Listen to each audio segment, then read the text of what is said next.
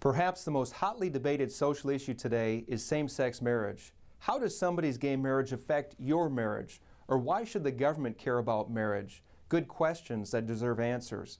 It would do all sides well to follow the admonition of Isaiah the prophet, who said, "Come, let us reason together." There are many relationships between adults: boyfriend, girlfriend, same-sex, polygamous, or even multiple partners. But the law recognizes marriage between a man and a woman as special and set apart because of the great public good and great purpose it has. Marriage is the foundational social institution created by God.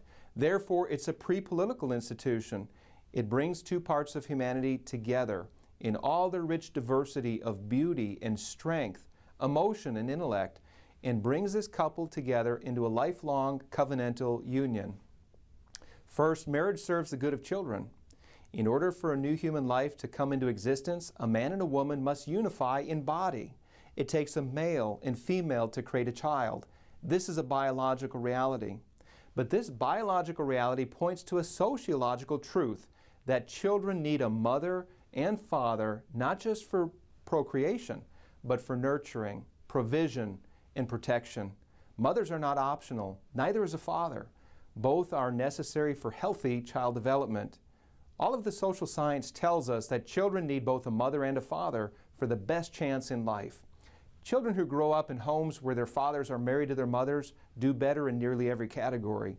They are emotionally healthier, physically more fit, delay risk-taking behaviors, and do better academically.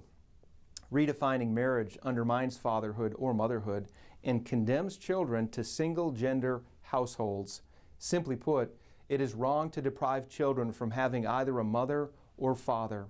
Listen to what Rutgers University sociologist David Popenoe says, quote, "The burden of social science evidence supports the idea that gender-differentiated parenting is important for human development and that the contribution of fathers to child rearing is unique and irreplaceable. We should disavow the notion that mommies can make good daddies, just as we should disavow the popular notion that daddies can make good mommies. The two sexes are different to their core, and each is necessary culturally and biologically for the optimal development of a human being," end quote. Marriage serves the good of spouses. Numerous studies show that married spouses live longer, are healthier, happier, earn more money, and take less risks than their non-married counterparts. Marriage is a nurturing institution. It moves one from being self-centered to other-centered. In the end, marriage is inherently designed to make individuals become better human beings. Marriage is good for society. Society depends on the procreation that comes from man-woman marital unions. No society could long endure without the man-woman conjugal union. When a child is born, the mother will be there to care and nurture it. The question for society is whether the father will actively help raise that child and for how long. The state benefits when fathers provide for and take care of their children. Encouraging and supporting marriage is a good deal for the state, rather than the state acting as a surrogate for fatherhood. In 2008, Barack Obama lamented the breakdown of the black family and the absence of fathers in the home.